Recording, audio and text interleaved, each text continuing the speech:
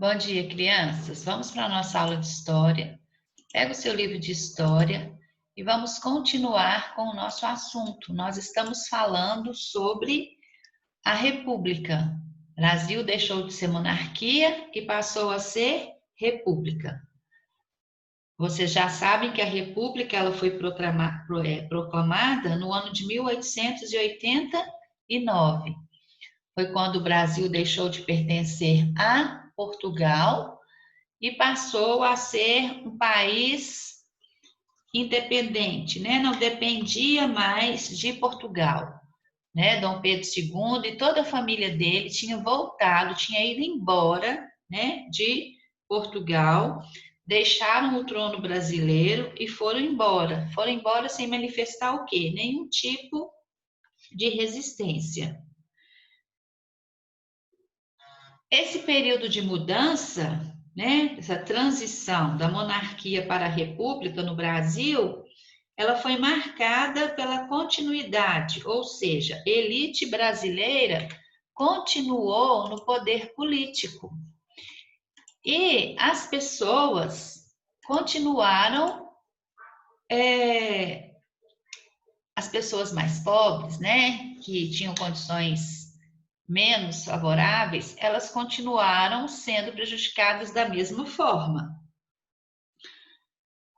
A maior parte da população era analfabeta, né? E não podia participar na nova forma do governo. O café continuou sendo a exportação mais utilizada naquele momento, né? Que a produção de café nessa época estava muito grande. O Brasil ele estava vinculado no setor agrário e totalmente dependente dos produtos industrializados estrangeiros, sobretudo dos ingleses. Nós aprendemos também que a proclamação da República foi conduzida pelo general Deodoro da Fonseca. Ele, né, é considerado por muitos historiadores como um dos primeiros golpes que a jovem república sofria. Não houve, portanto, o quê? Participação popular. Então, as pessoas, elas ficaram o quê? Contrariado com aquilo que elas imaginavam que realmente era o quê? A república. Eles achavam que o quê? Que haveria uma maior participação da população nas ações do governo. Só que isso o quê? Não aconteceu, né? E nós tivemos o período, né? Nós tivemos a República dos Coronéis, né? Que eles tinham o quê? Todo o controle da população. Nós vimos sobre o voto de cabresto, né? Que era o voto que os cidadãos, eles eram o quê? Forçados a garantir a vitória dos candidatos que eram apoiados pela elite, né? Então, as pessoas eram forçadas a votar. Elas votavam, né? E elas eram o quê? Na hora que elas estavam votando, elas estavam sofrendo o quê? Tipos de ameaças, né? Então, eles eram acompanhados de perto pelos coronéis, né? Então, o voto, ele era aberto, não era secreto. Então, era permitido o quê? A compra de votos, né? Por um dinheiro ou por cargos, serviços ou cargos políticos. Nós vimos também que no início a economia, né? No início da República, não houve o quê? Grandes mudanças na economia. A produção de café permaneceu, né, como principal atividade econômica. Só que, o que aconteceu? O excesso da produção e a falta de um mercado que pudesse consumir todo o produto provocou o quê? Uma queda no preço do café no início do século XX. E proteger essa produção cafeeira era uma das maiores preocupações das elites econômicas que governavam o nosso país. E para impedir essa queda, né, do preço de café no mercado internacional, foram firmados inúmeros acordos que buscavam garantir a compra do excedente, né, das sobras, pelo Estado. Na maior das partes das vezes, olha o que eles faziam. Para não poder vender o café mais barato, aquilo que sobrava, o que eles faziam? Eles queimavam, né? Preferiam queimar, jogar fora, do que vender por um preço mais acessível para o povo. O que eles visavam com isso? Eles visavam garantir o lucro dos cafeicultores, né? Que por vezes o quê? Iam garantir a reeleição dos políticos.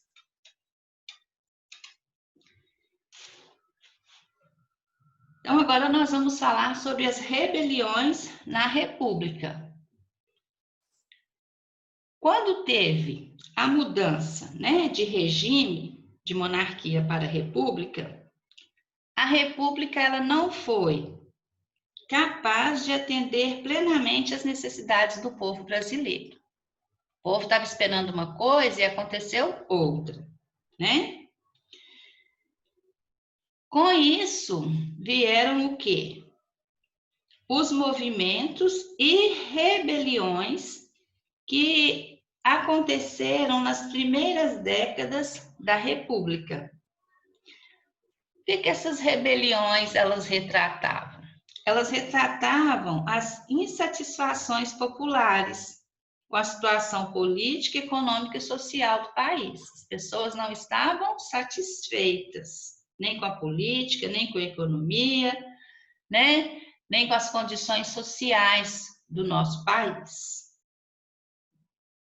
Então, começaram o quê? As rebeliões. Nós tivemos, né, nesse período aí, nós vamos falar da Guerra dos Canudos. O que foi a Guerra dos Canudos? A chamada Guerra dos Canudos foi uma revolução de Canudos, ou insurreição de Canudos.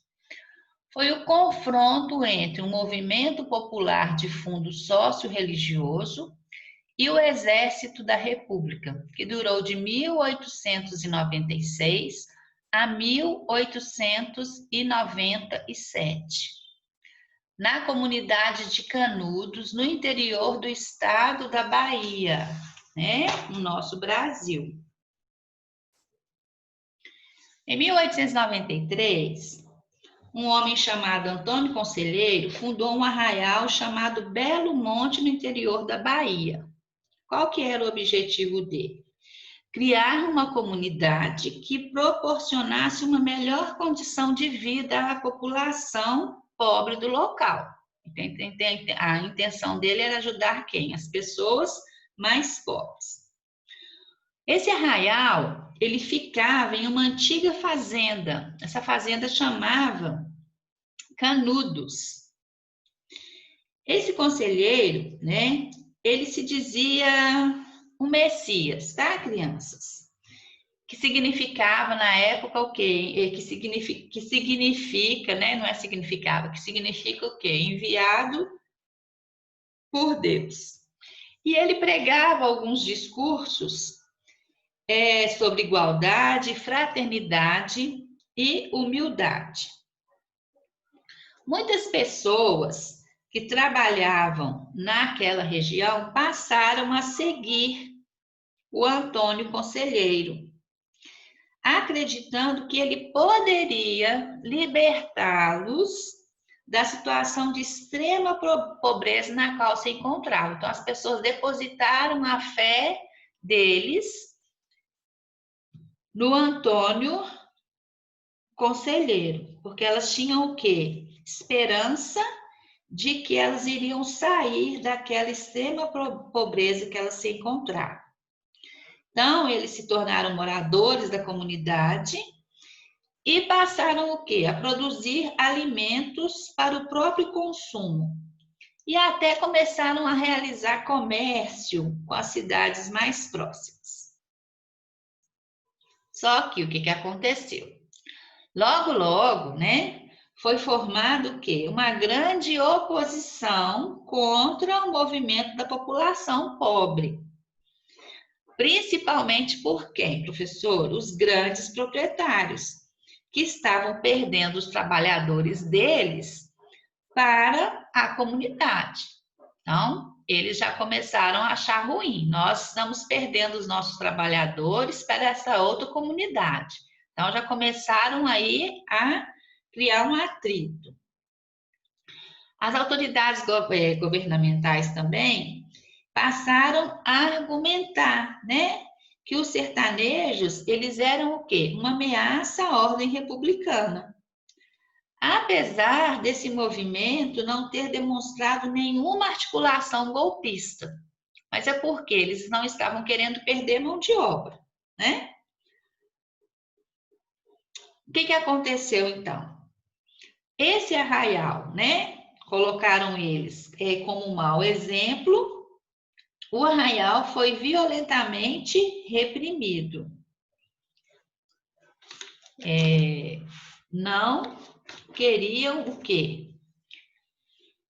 Que eles continuassem com aquele arraial, né? Então, aconteceram-se vários embates, né, entre os canudos e as tropas federais. Os rebeldes, né, saíram vitoriosos. Apenas na quarta investida, o arraial foi dominado. Sobreviveram, né, infelizmente, apenas algumas crianças, mulheres e alguns idosos. Então, essa foi a chamada Guerra de Canudos, que durou de 1896 a 1897, né? Durou aí o quê? Um ano, né? Na comunidade de Canudos. Nós vamos ver também sobre o cangaço. O cangaço, ele também foi um movimento, né, que ocorreu no Nordeste, tá? O que aconteceu? Muitos sertanejos, né, da região lá do Nordeste, os sertanejos, eles não encontravam trabalho e viviam em situação miserável. Eles não estavam o quê? Querendo se submeter à exploração dos fazendeiros. Então, eles passaram a buscar a chamada justiça com as próprias mãos. Aí, o que eles fizeram? Eles formaram grupos que contavam com homens e mulheres e eles começaram a cometer atos ilegais em benefício próprio deles. O que eles faziam? Eles cometiam assaltos aos proprietários de terras ou aos estabelecimentos comerciais, sequestros de pessoas com bens e até assassinatos. Esse bando de cangaceiros, né, o bando de cangaceiros mais duradouro da história do Brasil, teve um líder que se tornou bastante famoso e temido, que é o Virgulino Ferreira da Silva, que é conhecido como Lampião. Você já deve ter ouvido falar do Lampião e da Maria Bonita, que era a mulher dele. Ela também participava do grupo armado. Esse grupo, né, o grupo de Lampião e Maria Bonita, eles percorreram várias regiões do Nordeste durante 20 anos, de 1918 até 1938. Só que o que eles faziam? Eles atacavam, saqueavam propriedades, até todo mundo ser assassinado pela polícia no final da década de 1940. Quando a gente viaja pelo interior do Nordeste, né, nas capitais nordestinas ou em outras regiões ali da região, ou em outras cidades da região, a gente vai encontrar, né, esculturas, nomes de estabelecimento, imagens ou outros elementos que fazem referências aos cangaceiros. Pela população nordestina, né, pela população local, eles passaram a ser vistos como heróis justiceiros, que lutavam contra os coronéis, que os coronéis eram considerados o quê? Opressores dos sertanejos, bandidos ou heróis. O certo é que eles permanecem até hoje presentes na cultura popular, né? Então, os cangaceiros até hoje eles fazem parte da cultura popular. Nós tivemos também as revoltas urbanas. Nós tivemos a revolta da vacina. O que é isso, professora? Que revolta é essa? Todo mundo teve que tomar uma vacina? Será que foi isso? Então, lá no final do século XX, não, no final não, desculpa. Lá no início do século XX, no Rio de Janeiro, né, a cidade passou por profundas mudanças. Tudo isso estava ligado ao quê? À modernização da cidade. Então, por causa desse projeto de modernização da capital federal, né, centenas de casas populares foram demolidas para fazer com que a cidade ficasse mais bonita, que ficasse melhor.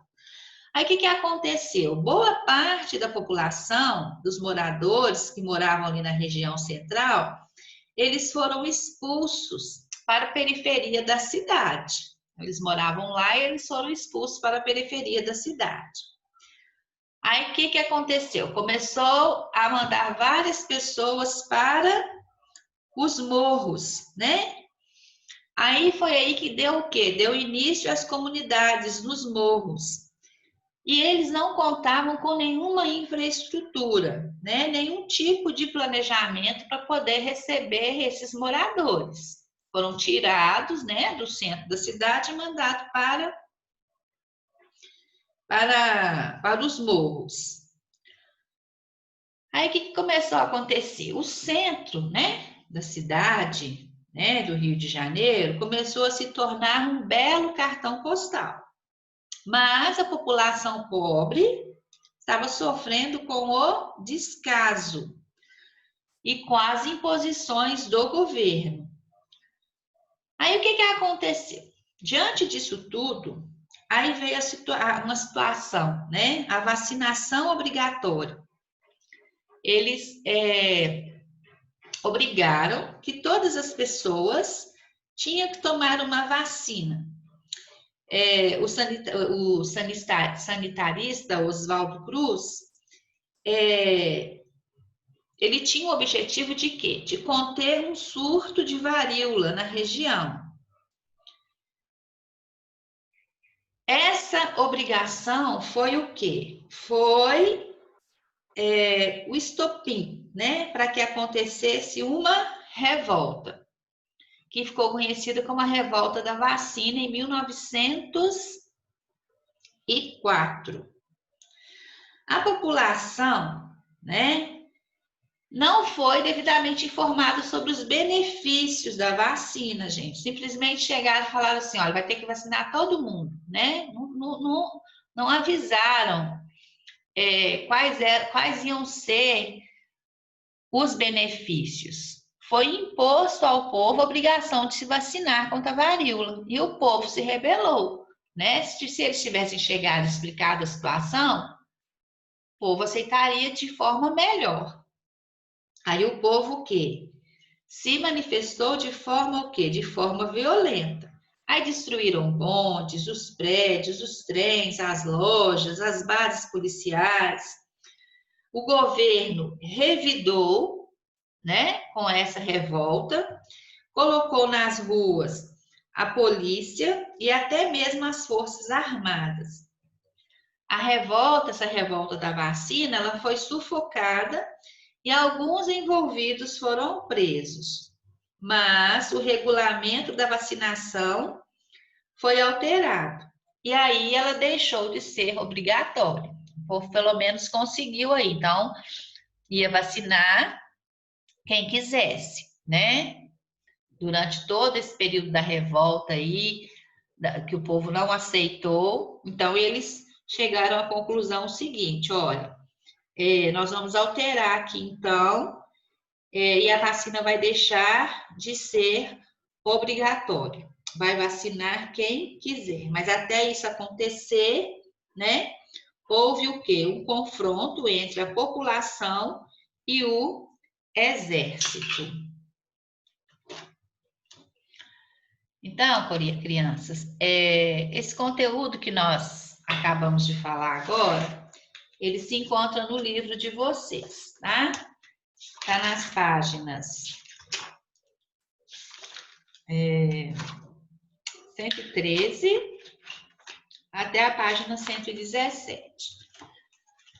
O que você vai fazer agora? Você vai fazer o na ponta do lápis, que está na página 115. Lá na ponta do lápis, na página 115. Você vai ler e vai fazer no seu caderno, tá bom? Lá tá assim, olha. Tem um texto, né, falando, ó, 1897, durante a guerra contra o Arraial de Canudos, o presidente Prudente de Moraes se comprometeu a utilizar todos os esforços militares para eliminar os bandidos baianos, apresentando a seguinte mensagem ao Congresso Nacional. Então, tem aí a mensagem. Aí, embaixo, tá, você vai fazer o seguinte, olha. Partindo da análise da imagem da página anterior, né, da página 114, imagine que você é um sobrevivente de Canudos, né, da revolta de Canudos. Você vai elaborar um relato apresentando como era a sua vida antes e após se mudar para o Arraial. Faça também uma crítica ao discurso utilizado pelo presidente contra a comunidade liderada por Antônio Conselheiro. Então, você vai ver lá sobre a revolta de Canudos. Vai ler novamente, está na página 114, e vai fazer as atividades que está pedido aí no seu caderno, tá bom? Coloca a data, atividade da página 115 na ponta do lápis. Depois, você vai fazer o antes de seguir das páginas 118 e 119, tá? São só 3 exercícios. Depois que você fizer o antes de seguir da página 118 e 119, você vai fazer o já aprendi das páginas 121 a 125. Aí nós vamos terminar o nosso volume 1, né? O capítulo 4 e o volume 1 de História. Na próxima aula eu vou mandar a correção dessas atividades, né? Das atividades que nós não fizemos ainda do livro de História. E assista os vídeos, tá bom? Eu coloquei lá o link de mais 2 vídeos falando sobre a revolta das vacinas e sobre a Guerra de Canudos, tá bom? A revolta de Canudos. Deus te abençoe, tenha um bom dia e até a próxima aula de História.